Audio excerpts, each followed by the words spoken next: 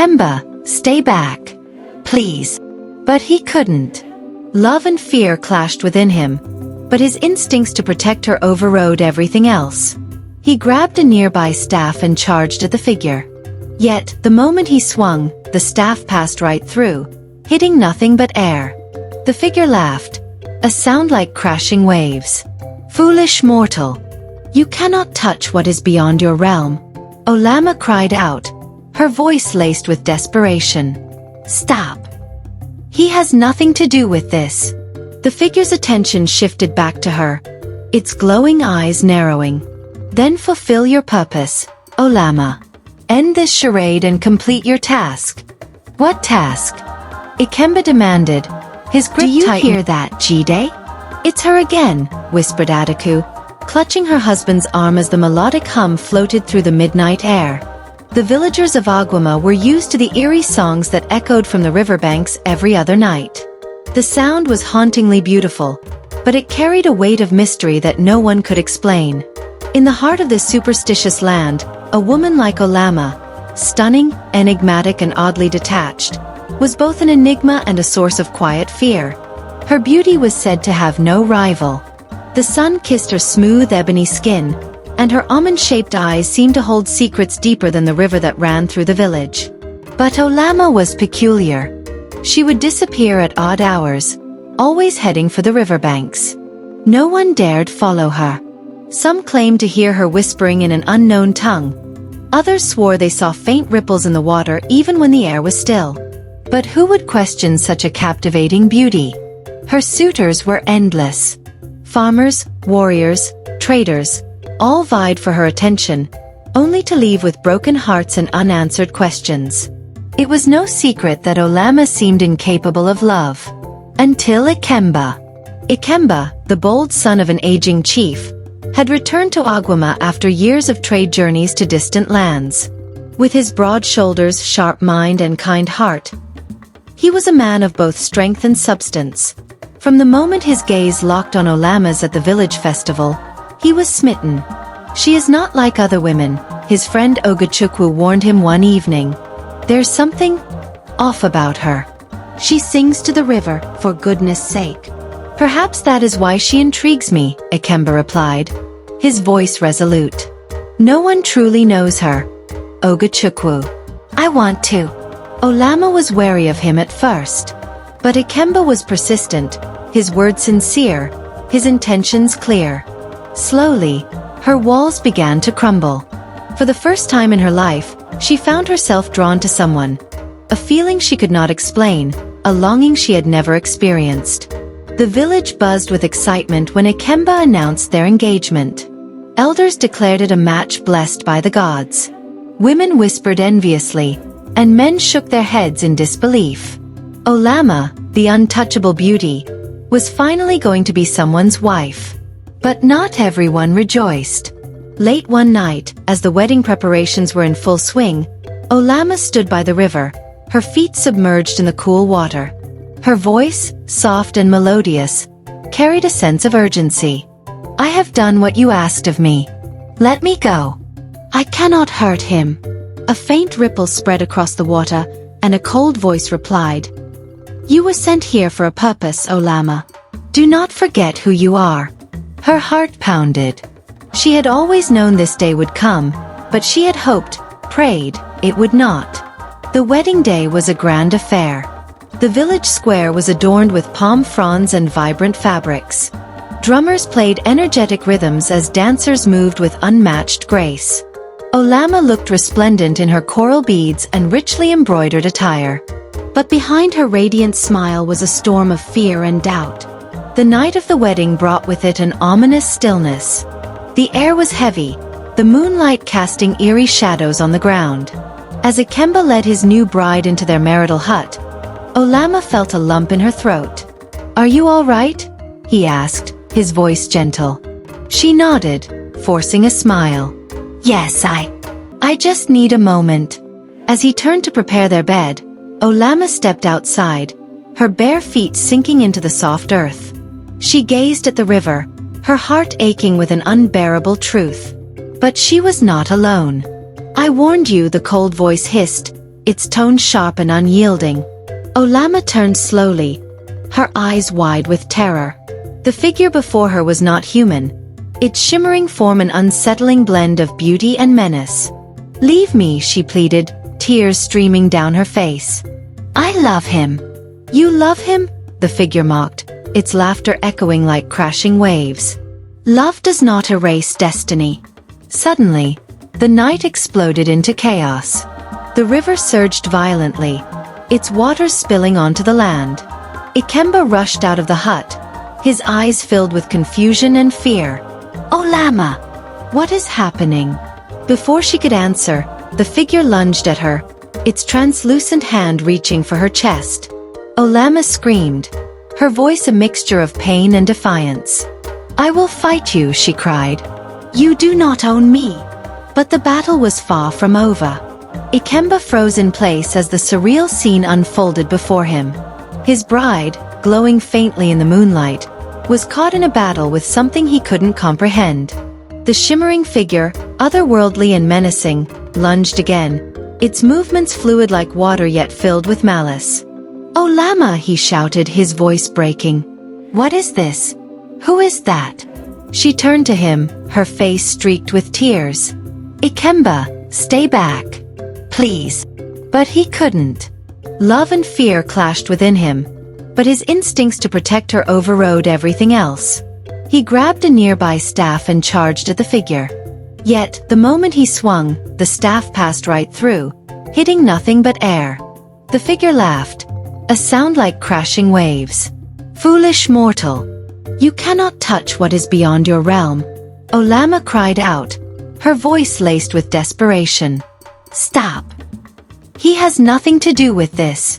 The figure's attention shifted back to her, its glowing eyes narrowing. "Then fulfill your purpose, Olamma. End this charade and complete your task." "What task?" Ikemba demanded, his grip tightening on the useless staff. "What are they talking about, Olamma?" She fell to her knees, her hands trembling. The weight of her secret was too much to bear, yet she couldn't lie to him anymore. "Ikemba," she whispered, her voice cracking. I am not who you think I am." The ground beneath Ikemba seemed to shift. "What are you saying?" "You're my wife.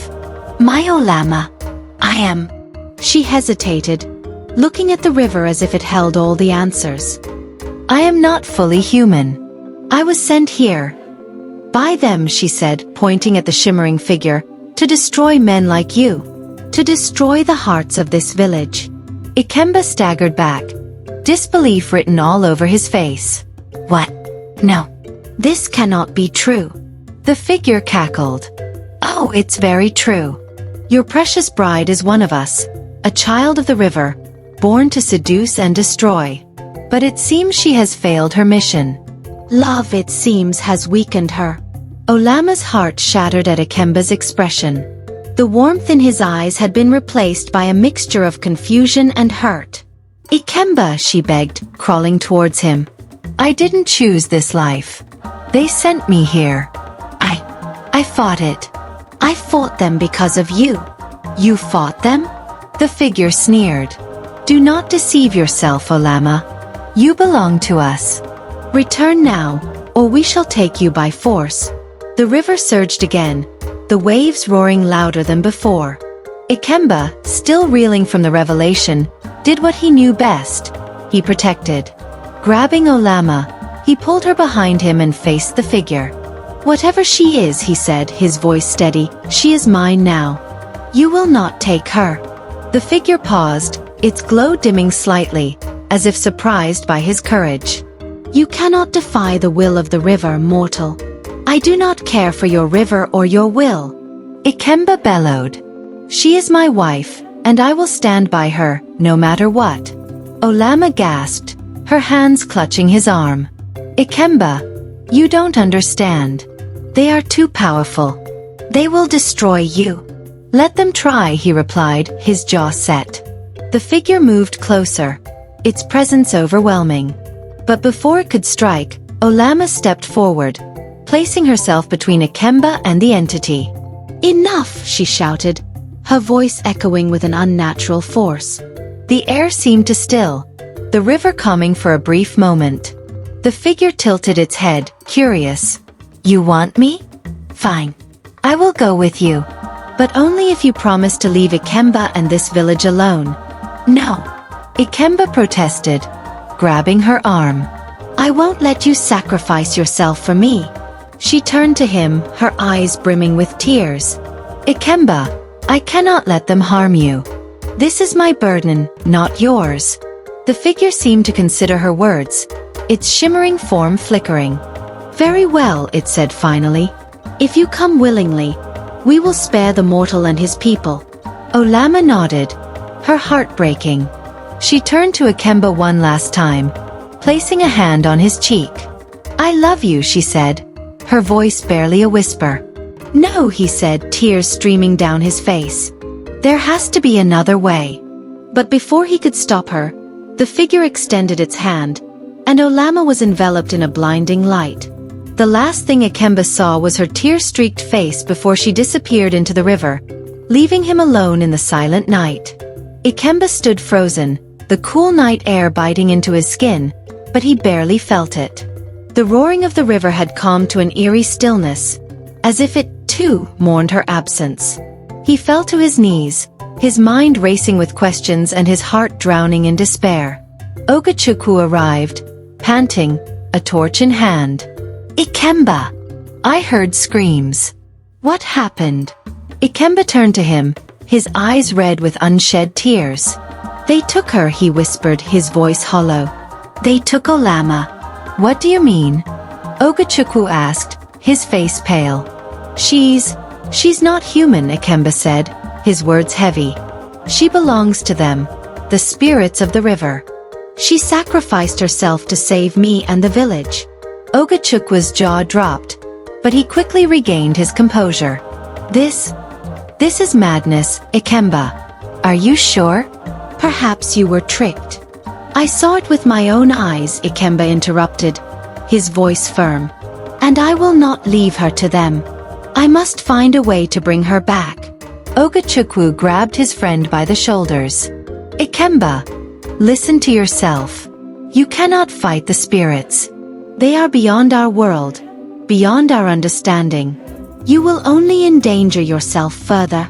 Ikemba shook him off, his resolve hardening. "I would rather die trying than live knowing I abandoned her." That night, Ikemba sat by the river, staring at its shimmering surface as the moonlight danced across the water. He closed his eyes, whispering a silent prayer to the gods of the land and sky. "Guide me," he murmured. "Show me the way to save her." The next morning, Ikemba sought counsel from the oldest man in the village, Enzanyika, whose wisdom was said to be unmatched. The elder sat under the shade of an ancient Irako tree, his frail body wrapped in a faded wrapper, his eyes cloudy with age. Ikemba began, bowing deeply. "I seek your guidance. I have lost someone dear to me, and I do not know how to bring her back." The old man tilted his head, his wrinkled face solemn. "You speak of Olamma," he said, his voice low and gravelly. Ikemba's eyes widened. "You knew?" "I knew she was not of this world," Enz replied. "The river has always whispered secrets to those who listen. But I also knew she had a kind heart, despite her purpose." "Then help me," Ikemba pleaded. "Tell me how I can save her." The elder sighed deeply, leaning on his staff. "The path you seek is treacherous, Ikemba.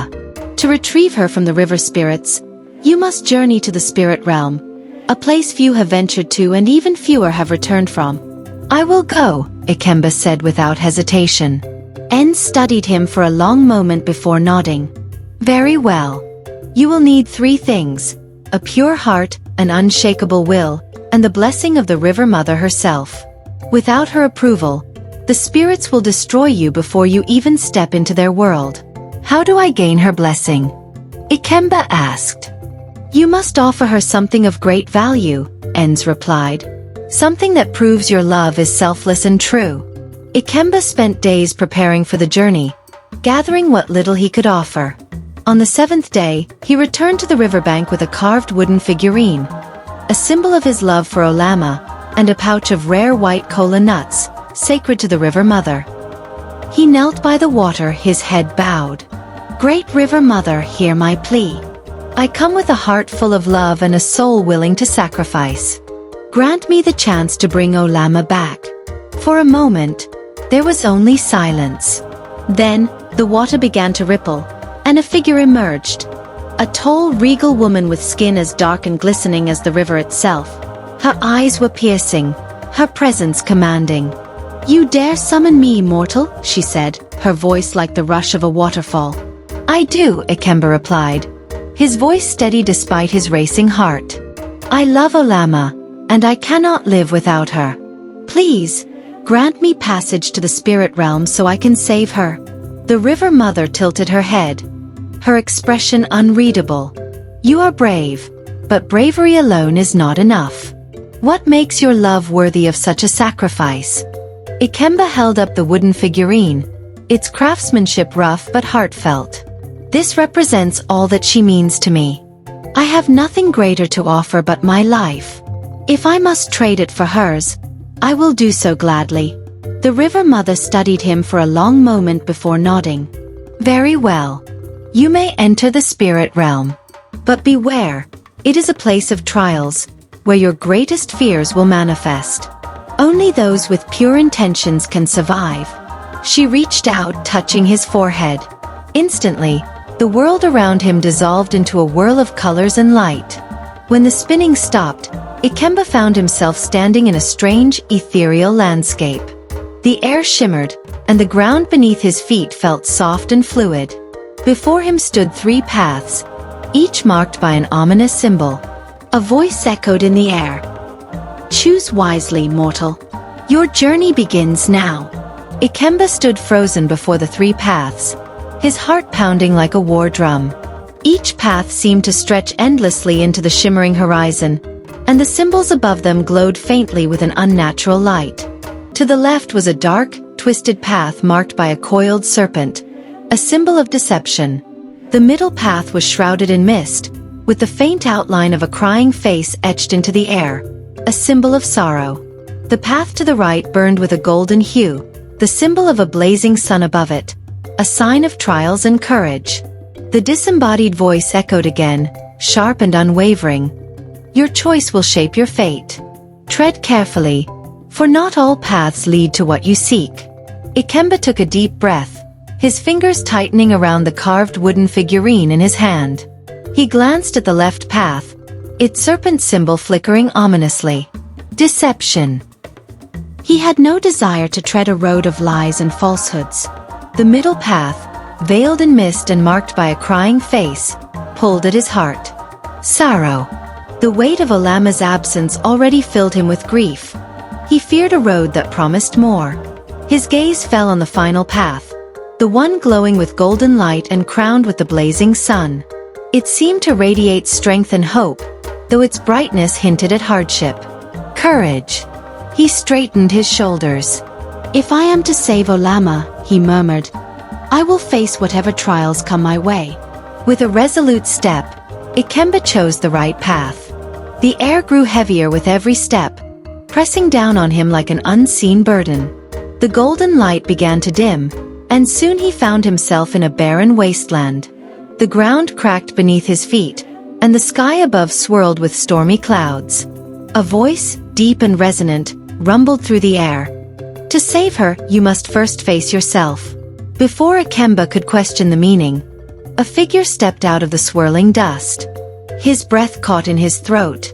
It was him. But this version of himself was different. Darker. Colder. The doppelganger smirked. "Do you really think you're worthy of saving her?" It sneered. "You couldn't even protect her from the spirits." Ikemba clenched his fists. "I did everything I could." The dark figure laughed, its voice cruel. "Did you? You let her fight alone. You stood there powerless, while they took her. And now you think you can bring her back." "I will bring her back," Ikemba said, his voice firm. "But at what cost?" the figure taunted. "Do you even know who she truly is? What if she deceived you all along?" What if her love was just part of their plan? Ikemba faltered for a moment, doubt creeping into his mind. But then he remembered Olamma's tears, the way she had fought against the spirit to protect him, the way she had sacrificed herself to save the village. "No," he said, his voice steady. "Her love was real. I saw it in her eyes. And I will not let you, or anyone else, make me doubt her." The doppelganger's smirk faded, replaced by a look of disdain. "Then fight me if you dare. Prove your strength." The battle was fierce. The dark version of Ikemba moved with unnatural speed, its attack swift and relentless. But Ikemba fought back, drawing on every ounce of strength and determination he had. Each strike was not just against the shadowy figure but against his own fears and insecurities. The doubts that had plagued him since Olamma's disappearance began to fade, replaced by an unshakable resolve. Finally, with a mighty cry, Ikemba landed a blow that shattered the doppelganger into 1,000 shards of light. The storm above him cleared, revealing a path ahead, now glowing brighter than before. As Ikemba continued, the barren wasteland gave way to a lush, vibrant forest. The air was cool, and the scent of blooming flowers filled his senses. But the tranquility was short-lived. A soft, sorrowful melody drifted through the trees, pulling at his heart. He followed the sound until he came upon a clearing, where Olamma sat on a stone, her head bowed, her shoulders shaking with silent sobs. "Olamma," he called out, rushing towards her. She looked up, her tear-streaked face filled with anguish. "Why did you come?" she whispered. "You shouldn't be here." "I came for you," he said, kneeling before her. "I couldn't leave you to them." "You don't understand," she said, her voice trembling. "This is my fate. If you stay, they will destroy you too." "Let them try," Ikemba said fiercely. "I will fight for you, Olamma. No matter what it takes." Before she could respond, the air around them darkened, and the ground began to tremble. A thunderous voice echoed through the forest. "You dare defy the will of the spirits?" Ikemba stood, his body shielding Olamma. "Yes," he said boldly. "She does not belong to you. She belongs with me." The trees around them twisted and writhed, and a massive shadowy figure emerged from the darkness. Its form was ever-changing, a chaotic blend of water, fire, and smoke. "Then you will face the final trial," the spirit growled. "Prove your love is stronger than the bonds of destiny." Ikemba clenched his fists, standing tall despite the towering chaotic figure before him. His heart raced, but he refused to show fear. Behind him, Olamma grasped his arm, her touch trembling yet firm. "You don't have to do this," she whispered. "They are too powerful." He turned to her, his eyes burning with determination. "I came this far, Olamma. I won't turn back now. I won't lose you." The shadowy figure laughed, its voice like crashing waves and crackling flames. "Then let the trial begin. If your love is true, you will overcome. If not, you will perish." The ground beneath Ikemba and Olamma split open, and they plunged into darkness. When Ikemba opened his eyes, he was no longer in the forest. He stood on a vast, shimmering plain that stretched endlessly in every direction. The sky was a swirling mixture of gold and black, and in the distance, he saw 3 figures. As he moved closer, he realized with a jolt that the figures were Olamma. 3 versions of her stood before him, each identical in appearance but with a different aura. One glowed with a soft, golden light, her expression serene and gentle. The second was veiled in shadow, her eyes sharp and cold. The third stood still, neither glowing nor dark, her face unreadable. The voice of the spirit echoed in the air. "Choose the true Olamma. Choose wrong, and she will be lost forever." Ikemba's heart pounded. He studied the 3 figures carefully, searching for a sign, a clue. The golden Olamma stepped forward, her voice warm and soothing. "Ikemba, my love," she said, her eyes shining with affection. "It is me. Choose me, and we can leave this place together." The shadowed Olamma laughed bitterly. "Foolish man," she hissed. "Why would you risk your life for someone who deceived you? You should leave now and save yourself. The neutral Olamma said nothing, her eyes meeting Ikemba's with quiet intensity. Ikemba hesitated.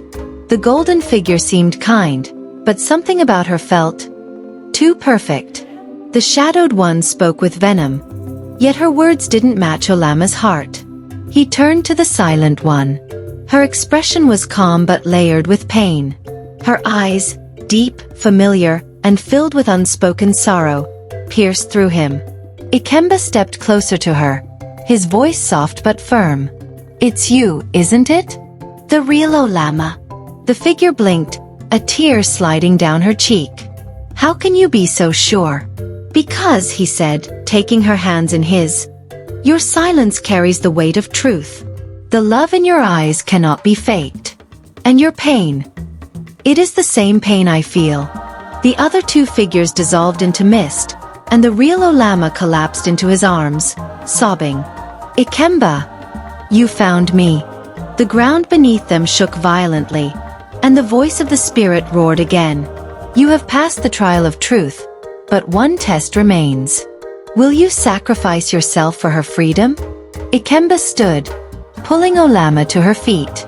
What do you mean? He asked. Her life was bound to the river. To free her from our grasp, you must offer your own soul in her place. No, Olamma cried, clutching Ikemba's arm. I won't let you do this. Ikemba turned to her, his eyes steady. Olamma, I swore to protect you. If my life is the price for your freedom, then so be it. You can't, she pleaded, tears streaming down her face. I would rather stay here forever than lose you. He cupped her face, his thumb brushing away her tears. Olamma, you gave up everything to save me and my people. Let me do the same for you. Before she could protest further, Ikemba stepped forward, addressing the spirit. I accept the terms. Take my soul and set her free. The spirit's laughter filled the air, shaking the ground. Your sacrifice is admirable, mortal. But it is not your life we require. It is your unwavering love. The shadowy figure dissolved into light, revealing the River Mother herself. Her expression was no longer harsh but gentle, her eyes filled with approval. You have proven yourself, Ikemba, she said. Your love is pure and strong, untainted by fear or doubt. Olamma is free to return with you, no longer bound by the river's will. Ikemba turned to Olamma, who stared at him in shock and relief. Does this mean? She whispered. The River Mother nodded. Yes, child. You are free to live as you choose. Go, and may your love continue to shine brightly. The shimmering plain dissolved, and Ikemba and Olamma found themselves back at the riverbank, the sun rising on the horizon. Olamma fell into Ikemba's arms, her tears soaking his tunic. You did it, she murmured. You saved me. No, he said, holding her tightly. We saved each other.